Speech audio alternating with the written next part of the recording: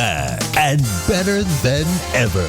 It's the all-new Sandy Kastel and Friend Show with Sandy Kastel, singer, songwriter, author, and founder of Weeba. She'll be talking with local and international performers, artists, singers, authors, celebrities, and more. Plus, exciting features like Weema, Women and Men in Music and Arts, insights into Las Vegas real estate, and staying fit and fabulous forever.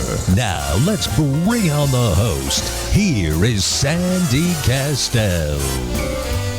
Well, hello, everybody. In case you can't tell, I am not Sandy Kastel.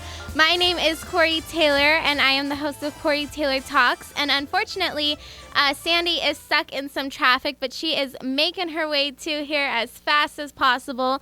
But we're just going to go into the show. I am very nervous about this, so bear with me here. But like I said, I am Corey Taylor from Corey Taylor Talks, which is on the same station every Thursday from 6 to 7 p.m.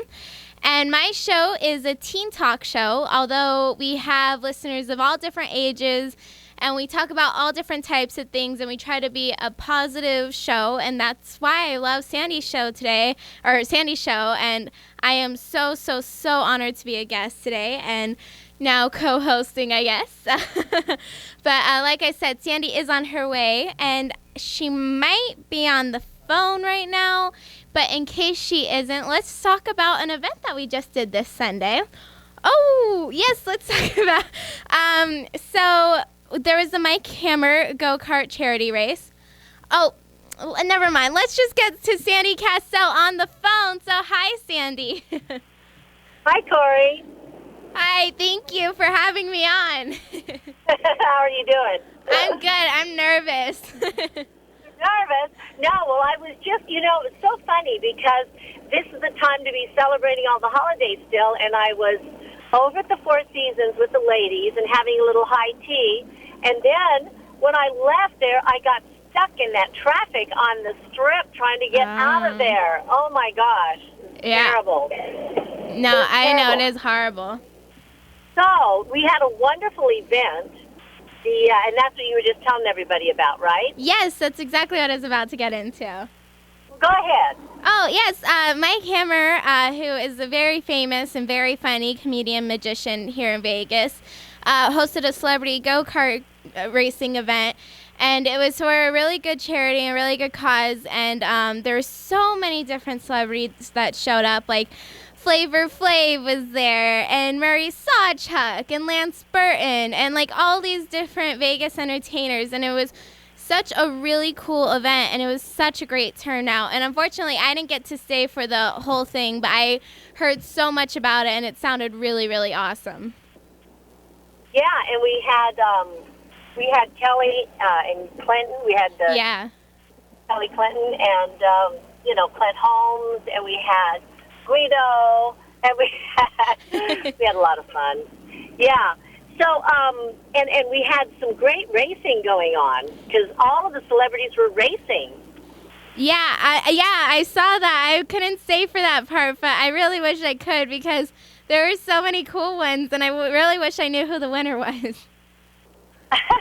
It was that young kid, Corey.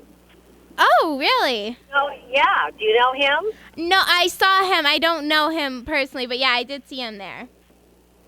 Yeah, it was a lot of fun. And in fact, that's the same driver that, remember when we had our celebrity, well, it wasn't a celebrity event. Well, it was kind of, sort of. But when we did the suicide prevention event over there? Yes, that was a great event, yeah. And remember when Mike was there and Mike was racing? Yeah. And he got beat. Oh, yeah. That was a really good event. And, yeah, that was a blast, too. That was a great cause. Right, that's right. But, so besides that, yeah, you were there and you were helping out with everybody. So it was a lot of fun. Yeah, I got to walk the red carpet and everything, and it was really cool. So, now, you've got a lot of stuff you've been working on. Yes. Tell us a little bit about that. Well, I don't only host the radio show here on Thursdays. I also am an actress, And I've been doing a lot of different films, and most recently my full feature film called Telephobia, which is a horror film, and it's kind of like Mean Girls meets Saw. So it's a really fun film, and it's very, very scary and gory, but it was a lot of fun to film. And then we had the whole huge big Palms premiere at the Brendan Theaters at the Palms, and we had a lot of people show up, and it was a great turnout. And the director just recently listened to all the feedback and everything from the audience and re-edited a new copy of it, and now it's going out to distribution companies, and we've been getting a lot of positive feedback, so hopefully you'll be seeing that out soon. And I've been filming other films with a lot of different directors, so it's been a blast. Well, how did you get into the film part of it? Well, when I was really little, I did theater acting because I went to performing arts schools. And then when I was 11 years old, I heard about the 48-hour film project, which is this really cool film project here in Vegas, where you have to film a film, you have no idea what the genre or anything is going to be, and then you have to film it in 48 hours. And that was a really cool thing to do. And after doing that, I just absolutely fell in love with film even more than theater, which I know usually isn't common. It's usually people love theater more, but I don't know why. I just fell in love with film more. So I just wanted to keep on doing it. And now you're just hooked. Yes, I am. I can't stop. Well, I think it's great, and you've got such a great spirit and such a great attitude and everything, so it's a lot of fun. Thank you. but you know, you've had an interesting route to get there, you know? Yes, yeah, absolutely. Yeah. So, what was when you were watching the race the other day, were you rooting for anybody in particular to win? Oh, goodness. Not really. Well, I just had Murray Sawchuck on my show, who's actually going to be the guest on my show for the New Year's show. I pre-recorded with him. So I literally just met him 2 weeks ago, and he's such a great guy, and I went to his show. And so I think I was probably rooting for him more. Yeah, and he does put on a really good show, and he also does a lot of charity events. He plays golf, and you know, and obviously all of those people that were there for the event, all of the celebrities do donate their time to a lot of events, a lot of charitable organizations, and that's been the great things about Las Vegas. Yeah. You know, is that we've got a lot of great entertainers, and they're always out there doing a lot of events, you know, that help, you know, exactly, in different areas. Yeah. Yeah, no, so, absolutely, and I don't think enough people... yeah. What? No, go ahead. Anyway, go ahead and talk for a few minutes. I'm getting out of the car here. Oh, no problem. I was just going to say that I think it is great that there are, like you were saying, Vegas entertainers that do a lot of charity work. But unfortunately, I don't think people bring enough attention to that, and they just see the bad side of Vegas and say, oh, it's just a party place where people just go and get drunk and do all that stuff. But there really are some great people out here that are doing some really good things. So that's what I was kind of getting into. Did you grow up out here? Yes, I did. I was born and raised here. Yeah, so you know. And of course, I've been here for a long time, too. I wasn't born here, but I was raised here. So, yeah. You know, and that's the thing. Yes. So, here we are. Yay! Here I am. Yes. Hi. Okay, I'll turn off my phone. We are convertible. Yes. Nothing like having a... You know, it's so funny. I haven't been on that street before, you know. I never go on that, you know, Frank Sinatra Drive. And so, anyway, let me get my headgear on here. No problem. Oh, my gosh. And I got on that, and you cannot get off because it's just these two lanes. It's not on the other side of the freeway, you know, on the strip side. Yeah, I can't do the strip at all. I won't ever drive down there. Okay, let me catch my breath. And I just had such a nice, relaxing afternoon, too, you know. So what do you think about this cold weather that we're having? Oh, I got to ask that because, you know, Las Vegans, we are, what? We're spoiled. Oh, John says I'm exposed here in my dress. I better be careful. We are spoiled. Yes. I can't stand the cold weather. And I feel horrible because there's all these people in like the East Coast and then across the world that are freezing and getting tons and tons of snow. And we're here and it's 40 degrees and I'm just absolutely hating life. So. Well, not only that, we do need to send a shout out to a lot of people who just had what was that? A lot of devastation. Right before on Christmas Day too. Right? Was it Christmas Eve? I didn't hear about that. Yeah, and where was that? In Arkansas, Mississippi. They had them all in Indiana. I had no idea. Oh my God. Yeah, and so here I was listening to that, and I'm thinking, oh my gosh, I'm so glad I'm not in the Midwest. Yeah. And then, but we are spoiled. We are spoiled here. We get 48 or 38 degrees, and we go, we're dying here. We're all wearing the heaviest winter jackets possible. I know. So, all right. So now you've gone into the film industry. So what's next for you? Oh goodness, Besides more films. Yeah, exactly. I just really want to keep on doing that, and the radio show I absolutely love doing too, because we really do help a lot of people, and it's such a great outreach, and that's why I love this station. Like, it's all across the world, even though it's mostly for Vegas. We have viewers from all over, and it's really just a great thing, and I just hope to keep on growing and continuing, and I'm finally an adult, so doing more films, because a lot of times you have to be 18 or over to film, especially in Vegas, so I'm hoping to do even more films like that, so yeah. But doing your show, your own radio show, how did that evolve? Well, basically, I was a guest on someone's radio show on the station, and they said they got a lot of response and stuff, and I talked to the people, and they said, why don't you start your own radio show? And it sounded like a fantastic idea at first, but then you really get into it, and it's a lot more work than people realize. It's the booking guests and what you're going to talk about. And then I really thought about it, and there's not many things for teenagers to look up to, especially here in Vegas, like we're saying. And I really wanted to be a role model to show that there's some great things that people don't know about, that there is some great things for all ages in Vegas. And you can just be a good and positive person, and you don't have to get involved in drugs or gangs or anything bad like that. You can just be a good and positive person and still be successful. And so that's how we started the show, and we really focus on anti-bullying and stuff because that's such a major problem here and everywhere for teenagers. So, yeah. Well, and also it's affected adults also. Yes, not absolutely. Only just children and not just teenagers, But let's talk more about that after we take a brief pause for our sponsors. You're listening to the all-new Sandy Kastel and Friend Show. Now, let's bring back the host. Here is Sandy Kastel. Okay, anyway. Oh my gosh, how was your holiday?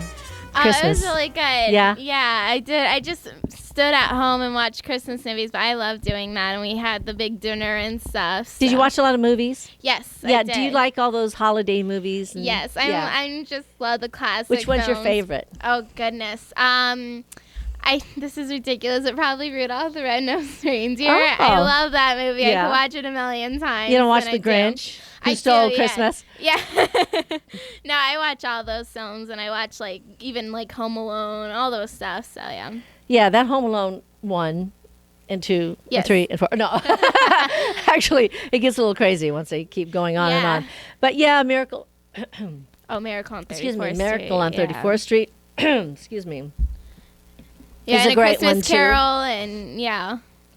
Yeah, so a lot of Christmas movies. And did you decorate a tree, or did you help somebody decorate a tree? Yeah, we have a purple Christmas tree. Purple? Yes, and we have a Scooby-Doo angel Christmas topper. Oh, you do? We have we have the weirdest house in the world, but I love it. So I decorated it, and so that was fun. Well, it was fun this year for me because it was the first year Gosh, it was a little different. A few years ago, we lost some members of our family, and in 2011 to 2012, in like a 9-month period of time, and it was really a tough time for our family. Absolutely. And so we all just the following couple of Christmases, it was kind of like just different, And we went out, we went somewhere else. I didn't decorate, I didn't feel that because there were the kids running around, and of course all the kids are grown and were gone or moved to the Midwest and stuff. Oh, thank you, John Styles, doing it with Styles. Yeah. So this year was the first year that I did all the cooking again. It's been a couple of years, because in the past couple of years, it was Chef Michael doing all the cooking. Because, once you have a chef in the house, forget it. You never get back in the kitchen again. That'd be my dream, actually. Which it's kind of a two-edged sword, It's like you love it, and yet, but then you really can't get in the kitchen again because no matter what you do, you got somebody else looking over your shoulder. Well, I can't cook, so that would work out perfectly. But anyway, it was wonderful then too. But so this Christmas, it just was a little bit different. Chef Michael's on his own. He's doing his own Christmas dinner with his, friends and family and stuff. And so I was kind of by myself. And I was really excited and a little bit nervous because it had been several years since I had done that on my own. And but it was so nice. I planned the day ahead. I went and picked up everything at Smith's, of course. Right there on Durango and Fort Apache. Yeah. And I planned it. I did a turkey and I did a ham and I did a special recipe for the ham that nobody else knows about. So I did oranges. You didn't know about that, did you, John? I created my own special recipe. I had fresh orange juice and I did cranberry juice and a little 7-Up. And then I did the mustard on the ham and then I did the pineapples and with the cloves, like my mom used to do. Yeah. And I put the aluminum foil over and put it in and cooked it for 3 hours and stuff. And it was so moist. Mm-hmm. It was so good. And then on Facebook, one of my cousins, Nancy Bonta, she said, "Oh, it was so nice because the Armstrong sisters, my aunt, her mom and her aunts, and my mom and her aunt." And anyway, so they all do it with the pineapple and the cherries. I didn't have cherries, I forgot the cherries. But anyway, I did the candied yams. That was one of my mom's traditions. And then also she used to always have leisure peas. So I had to have leisure peas there. And and then I had the turkey with the stuffing. And, I also, fixed the insides, that they have in the little baggie, I cook them and then I chop them all up and I put them in the dressing, with the onions and the celery and then, covered it and put it in and cooked it for, I think that was only about 4.5 hours, I thought it was going to be 8 hours, but it was only 4.5 hours because it was about 17 pounds or 18 pounds of turkey. And I know everybody knows all about this because we all did some of the same things.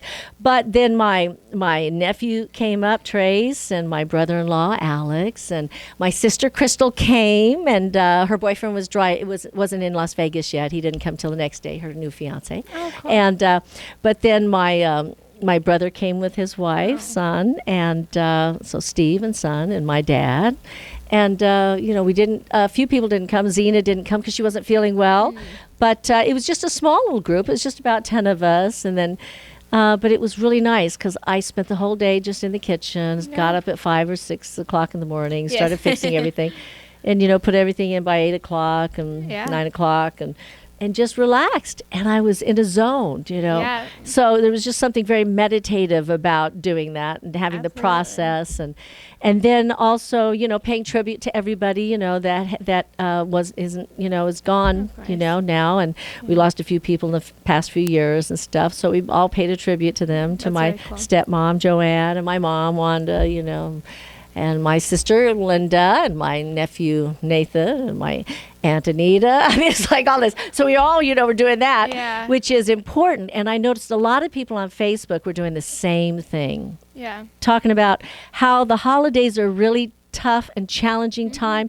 And also, it's a high suicidal time, too. Yes. And I'm sure you've run across that. So tell us a little bit about that. During the holidays, what we can do, to make sure that we don't have any higher incidences of that.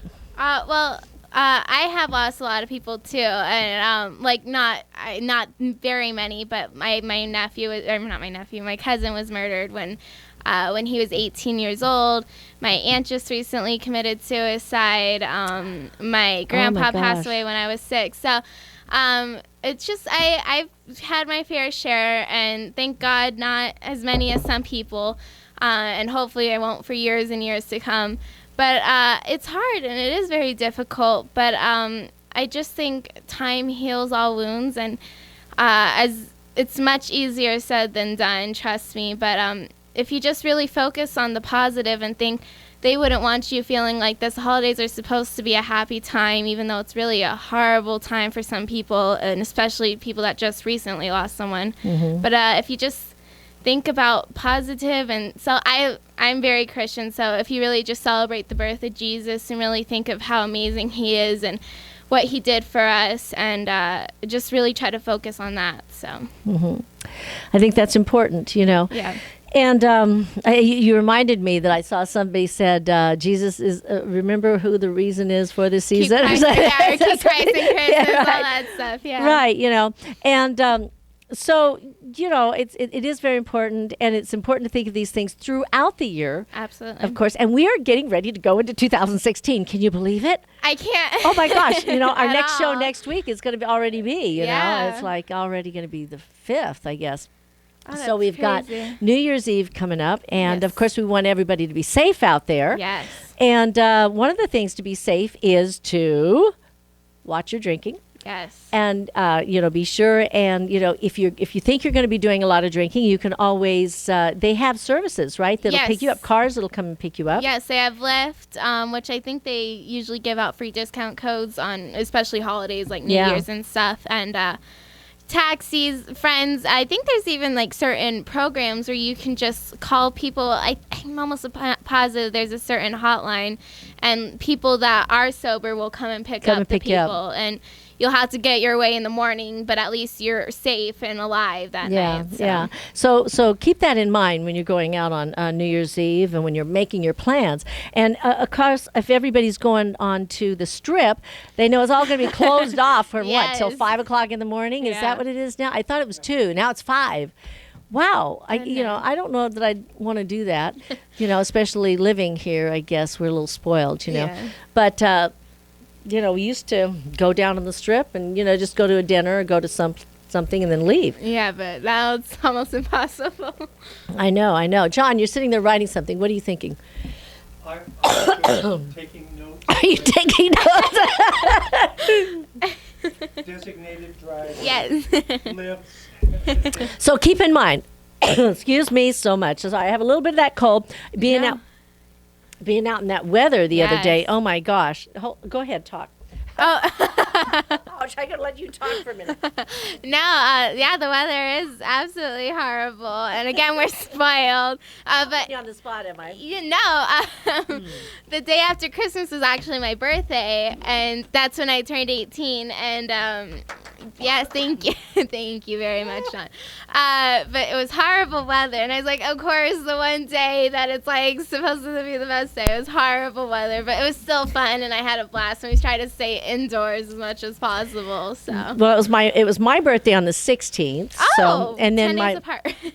And then my sister Crystal, she has her birthday the day before Christmas. So you're on the Christmas she's Eve. on the 24th. You're on the 26th. Yes. So my stepsisters are on the 26th, Kim and Carol. Oh, wow. Yeah, Joanne's daughters. I hardly Yeah. meet anyone with my same birthday, so it's cool.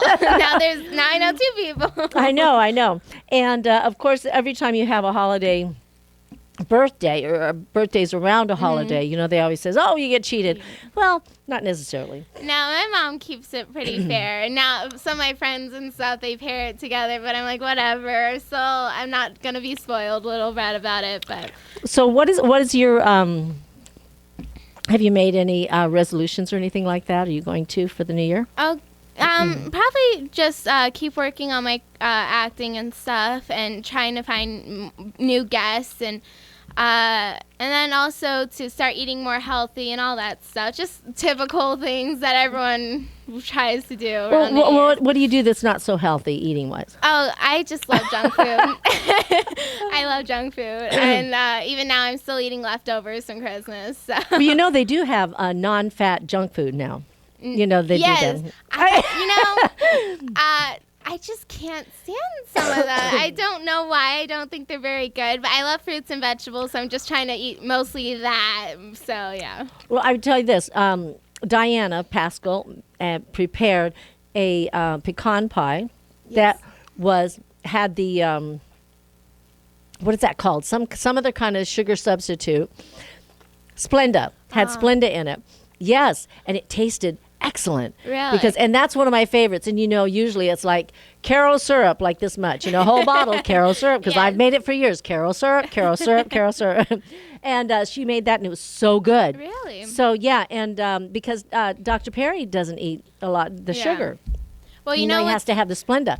Yeah. So she has made, found these recipes that are just amazing. And I think, but you're right, a lot of that stuff, and especially growing up trying some of that stuff, it was like, ugh, it's like cardboard. Ugh. Well, you know, it's really sad, actually. I just tried pumpkin pie last month. Or not pumpkin, pecan pie. Oh. Last month, I just had it, and it's delicious. It's, like, absolutely amazing. I don't know why I never had it before. Caro syrup. But, you know, the only problem, I always try to do Splenda, and it tastes just like sugar, but I heard that now that causes cancer. So it's kind of like everything now is just something else is wrong with the next thing. So I don't know. It's adding really vegetables difficult. is very good. Yes, but vegetables and fruit. I want to figure out how they're going to make a pecan pie with vegetables. Okay. Oh. Maybe we're on to something here. Maybe we're on to right. Well, anyway. So eating more healthy, adding more fruits and vegetables, which is always a good thing. And, you know, fruits have a lot of natural sugar in them, too. Yes. So, exercise is good. Yes, absolutely. What kind of exercise do you like to do? I like walking most, honestly. I just love going out for walks and stuff. And I heard that's even better than running and stuff because it's like hell. I don't know. I don't know any of that stuff. I'm just hearing what I read on the internet, which probably isn't even true then. No, they say walking is really good for you. And walking is excellent for you. And it doesn't put as much stress on your knees as running or jogging. That's what it was, okay. Yes. So you're right there. Yes. Okay, good. And when you're walking, though, you want to kind of do that power walking. Yeah, you know, I do that. Kick your pace. Pick up your pace. That's good for you. Yeah, I just got it's kind of like the Fitbit, but it's called a Vivo Fit, I think, for Christmas. Yeah. So I've been doing Is that counting your steps? Yes, it is. How many steps have you done today? Oh, I barely did anything today. I was in meetings the whole day, but so far, 4,000. So that's not bad. Horrible. But well, you know, another thing, when you're sitting at your desk all the time and you've got stuff to do, one of the things you can do is you can put a little timer. And then get up and just do, 1 minute of something. No, absolutely. You know, when you're sitting, if you get up, excuse me, and it gets cold. Get up, do a little, do some push-ups. Yes. You just do 10 push-ups, please, or 5. Yeah. Start out with a few. No, Start doing some push-ups. Do some jumping jacks. Do you know Jack LaLanne? Did you ever hear of Jack LaLanne? No. I didn't think you did. Well, John and I know Jack LaLanne. We used to watch him when we were babies. And Jack LaLanne never, ever, ever, ever touched anything sweet, of course, anything with sugar. In fact, but he had a show. And it was on every morning, and he'd get up, and he would do the simple, basic things, without equipment. You didn't need, well, he might use a chair or something for bracing. But you start out with the jumping jacks, that was his thing, right? Jumping jacks, right? And then he would do things where you'd lean on the back of a chair, and you'd do squats. Yeah, and I've seen that. So you're balancing. So he really was one of the guys that we watched, anyway, when we were kids. And he lived to be, 80? Was it? How old was he? John, do you remember? 89. Oh, wow. And how many times did he swim the, was it the channel? The English? 26. Oh, no. Was it the English channel? Like, No, it wasn't the English. What channel? Where did he? I see, I should know these facts before I start to. I don't know, but he used to swim like a long way. And he did it at 75, I remember again, right? Well, he used to swim swim pulling boats. Yeah, swim pulling boats and things like that. Goodness And he was on a talk show one time, or somebody came on his show one time, and they brought him a box of chocolates. And he was 96, Oh, 96 wow. when he went. Wow. And still exercising and doing all that stuff, you know. That's good for him. So they brought chocolates on the show, and they said, well, you're going to at least have one, aren't you? And he goes, nope. She said, well, why not? No, I don't eat any sugar. No cheating ever, for this man. Wow. But good for him. I could not do that. I can't say the same thing. No. But the idea is that, and of course, I encourage people to stay fit and fabulous forever. Absolutely. And starting at the beginning of the year, I'm going to be doing something on YouTube, which maybe John will be helping me with a little bit. We're going to be doing, showing different ways of staying fit and fabulous forever. Oh, awesome. And a lot of it, and it's wherever you are, whatever age, whatever you are in life, to incorporate these good things that are healthy for us to do. And obviously, sometimes, I remember reading one time that, about people when they're dieting, and they said, sometimes if you're dieting and you're sitting there saying, oh, I got to diet. I got to eat this, whatever. Oh, I got to do this because I got to diet. If you're doing it with a negative kind of thing about it, sometimes that's worse than just going ahead and eating whatever you're going to eat, and eating things in moderation. Obviously, we know if we eat ice cream every single day of every single week, well, okay, it's going to be a few extra calories. But if you add yogurt instead, it would be good. That's true. Very true. Do we have a caller? I think we're supposed to have a caller here coming in. Yes. Cool. Yeah. Oh, I'm excited about Who this. is that? Is that Andrew Mateo? I think it might be Andrew Mateo. Hello. Hey, how are you? Hey, we are good. How are you? Awesome. I'm doing really well. Good. Yes. So how is Staying warm here in Boulder, Colorado. in Boulder, Colorado? Oh, is it snowy there? It is snowy and it is cold and freezing and harsh and dark, but I'm enjoying it. You're enjoying it? Yeah. Did you grow up in it? I grew up in Michigan, and so I'm very used to this is standard weather for me. Excuse me. I'm sure. So that's not too bad then. Yeah. If you grew up in Michigan. I've been in Michigan a couple of times. Oh my gosh, it's brutal. Yeah. Brutal there. Yeah, and I was just back in Michigan for the holidays, and surprisingly, they had 63 degree weather, and it was balmy and rainy. And here in Colorado, we got, I think, 2 feet in certain parts. So that was an interesting flip-flop. Usually it can be sunny and warm weather here in Colorado and cold and freezing back in Michigan. Yeah, I've heard the same thing because I was talking with my girlfriend, Janet Robbins, back in Asheville, North Carolina. And she said it was like in the 70s. Yeah. In the 70s. Yep. I said, but we can't complain too much here, like we were saying. I mean, we're kind of spoiled. We are kind of spoiled. You're on Easy Street. Well, maybe not totally easy street. It's not Hawaii. We got the heat. So, Andy, tell us a little bit about what you're working on right now. Well, so I just released an album called My Golden Girl. Uh-huh. And just today I made up the CDs, the template for the CDs, and I'm ordering those. And so those will be available probably next week through www.andymateo.com.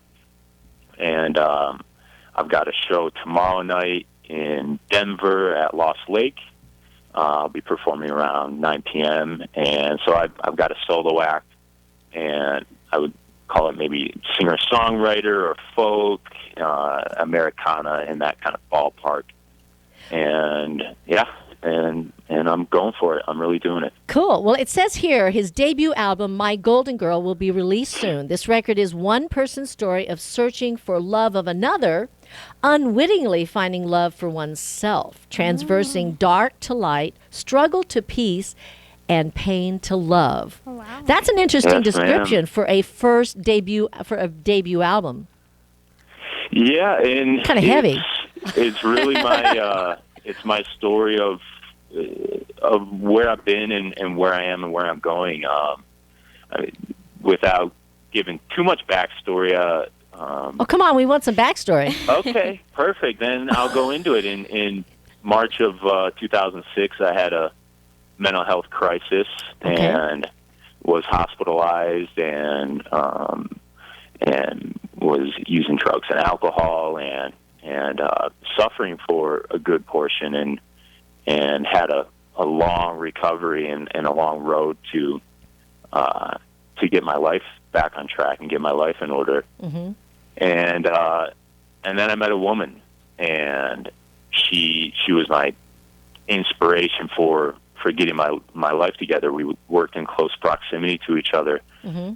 and she had no idea how I felt about her. I was living a double life, harboring these secret feelings and emotions for her, and I finally came to the conclusion: as long as I'm living this unhealthy life, I'll never be with her or a woman like her, and decided to get sober and get my life together finally and fully, and yay, and put my past behind me, yeah, and I've really been making huge strides, and so in the pursuit of her emotionally, what I discovered was myself and finding myself and finding love for myself, and so through that recovery process, I put my life back together, and then as I was getting back on track, I was writing songs and lyrics about our interaction together. Right. Uh-huh. And not necessarily every word was all about her or me or that type of thing, but they were inspired. Yes, right. Yeah. Yeah. And then I turned around one day and realized I had 11 songs I had written in the course of a couple months. And I thought, well, that's an album worth of material, and they're meaningful and they're powerful to me. And my cousin had a recording studio in Sacramento, and I ran off to Sacramento, recorded them, put them down, and a year later ended up with an album. Wow! How did you find Tom Mazzetta? I'm sorry, say that again. How did you find Tom Mazzetta? So I was looking online. Now that the album is done and out, I'm looking for radio play, mm-hmm. and looked up Boulder radio promoters, and there popped up Tom. So I sent him an email and got in touch with him. Well, for those of you who don't know, I know some of the audience out there has heard because we've been interviewing some of the artists that Tom is promoting. And Tom and I met back around probably, I'm trying to think, 2006 or maybe 2008, but within the past few years. And there's several that grows so fast. But through promoting my albums and stuff. Some of my songs, and that I did on my album, but so it's very important for you to have somebody out there getting your material to the radio stations. You want to share a little bit about that, how that process works with our audience? Yeah, well, so what I know about radio promoters are that they get the work from the artist to the radio stations.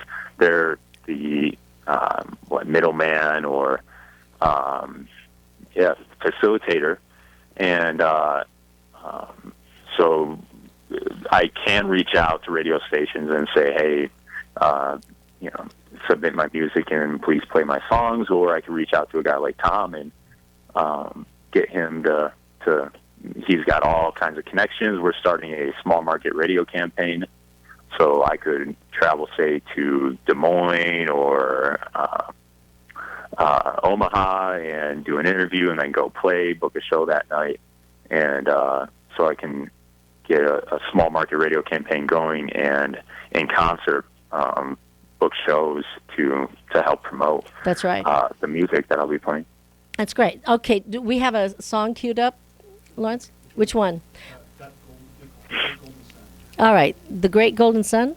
Is that okay? Okay, we're going to hear The Great Golden Sun by Andy Mateo. Thank you. Okay.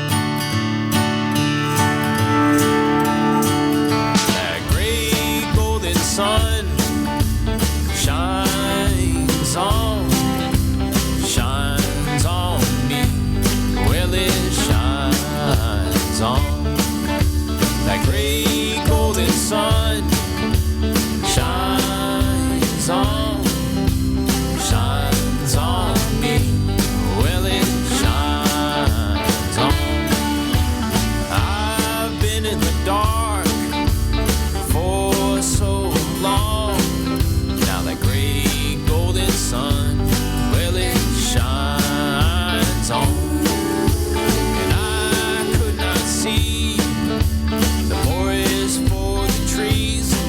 In that great golden sun, I now believe that great golden sun shines on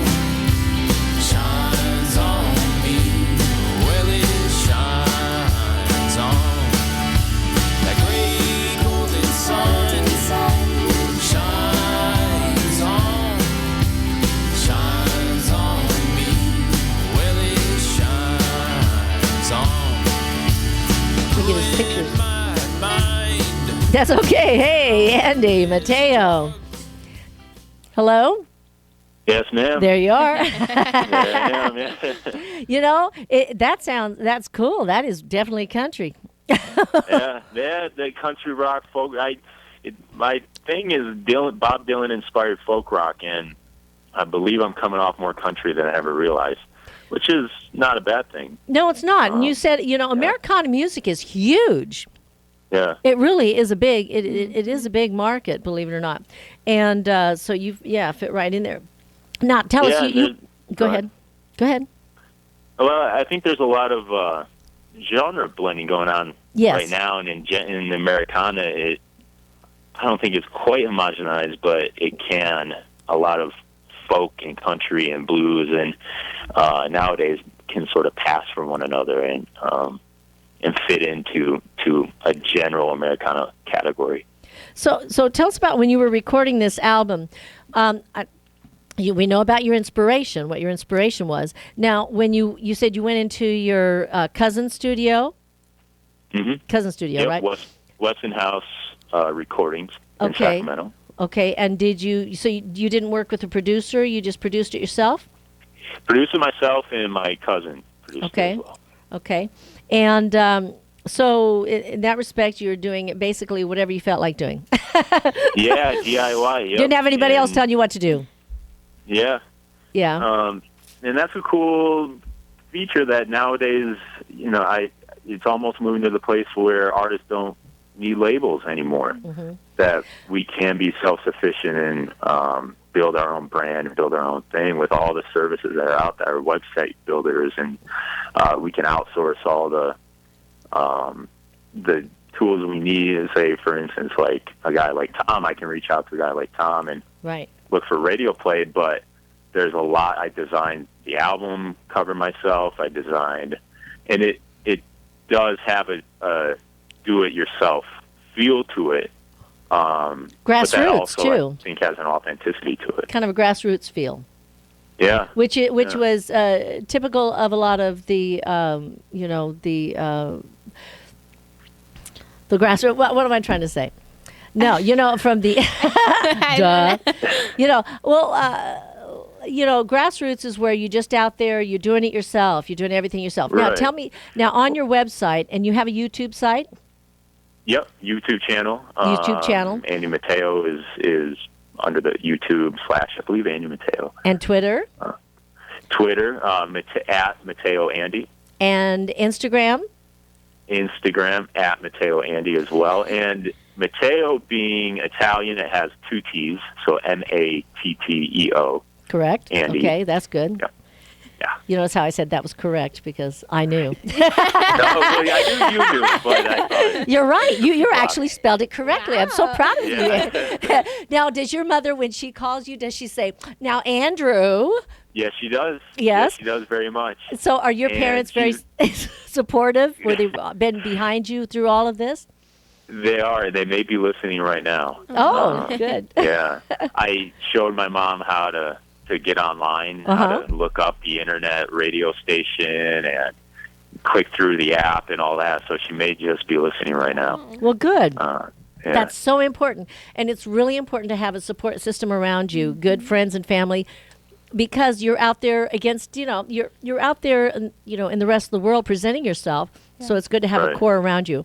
Now, Are you getting good response? Let's see, we've got another song we want to play. Which song should we play? Right. Ooh, she's already here. My Golden Girl?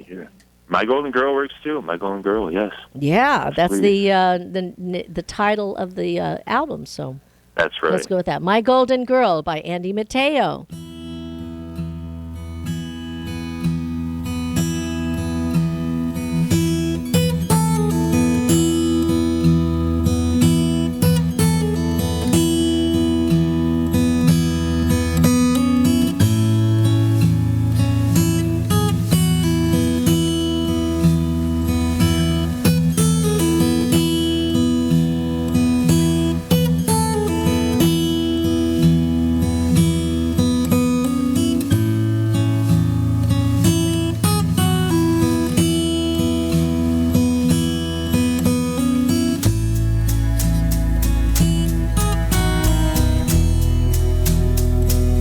My golden girl, with your golden curls, sparkles out your eyes. You can make me cry. I'm your cosmic cowboy, as good as gold as God, with a soul that glows. My golden girl, my whole world sparkles out your eyes. I wish I was blind.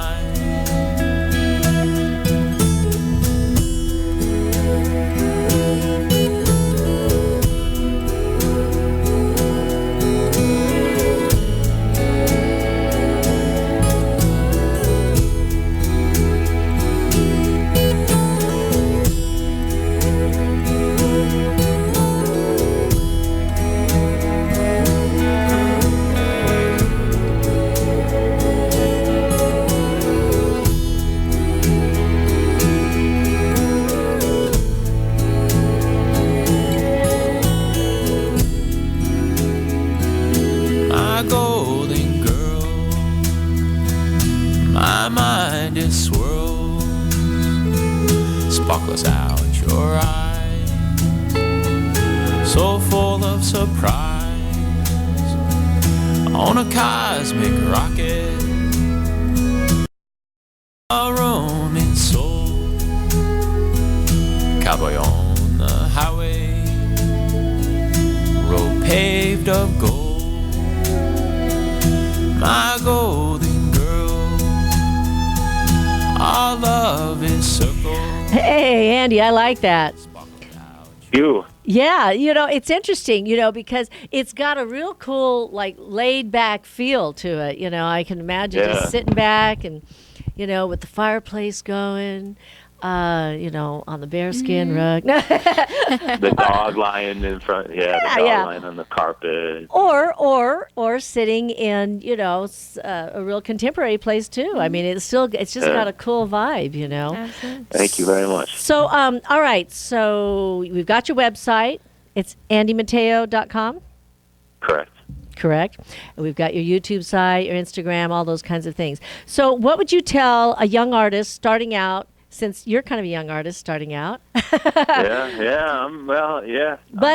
you're a little further along than somebody else, right? Right. So you have some experience here. So what would you tell a young artist starting out in the business is a really important thing to do, to keep in mind? I would say take yourself seriously, but not too seriously. Take yourself seriously enough that you are a legitimate and genuine, authentic artist. But don't be full of yourself and take yourself too seriously. Don't have that sense of self-importance. That's it. But you are a serious musician. You're a serious artist, and you have value, and you get to own that and step into it and be that, while also turning outward and making the music about the audience and what you can provide, and not telling people what you want to say or want to. I think music is a celebration and a relationship between the audience and the performer. And I tended to start out and say, "Hey, listen to me. I have something to say. Hear the song." And now I realize that the audience is as valuable and as important as what it is I'm performing. Well, you bring up a good point, though. It is a business, and it is something to take seriously. And just like Corey was talking to us earlier about her being, her doing her own radio show, now she's doing TV and stuff. It's a craft, and you have to continue to improve upon your craft all the time. Right. So whatever you're doing. And I could find myself in the midst of external noise saying that it's just a hobby, or society say, whatever pressure is out there to get a real job or that type of thing. I always rebelled against that. I thought, no, this is your real job. Yeah, exactly. This is legitimate. That's right. Once I started to own that, I could take that seriously. Right. Yeah. Well, Andy, I want to invite you to come on the show again. We'll get you on the show, in a couple of months. I want to follow up on what you're doing. And in the meantime, check out andymateo.com, his music, his bio, everything about him, his YouTube site. And also, Corey, what's your website? CoreyTaylorTalks.com. CoreyTaylorTalks.com. And thank you, everybody, for tuning in tonight to Sandy Kastel and Friends. We love you. Have a good year. Have a happy new year, and be safe. Okay, we'll see you again next year, next Tuesday at 5 p.m. Bye.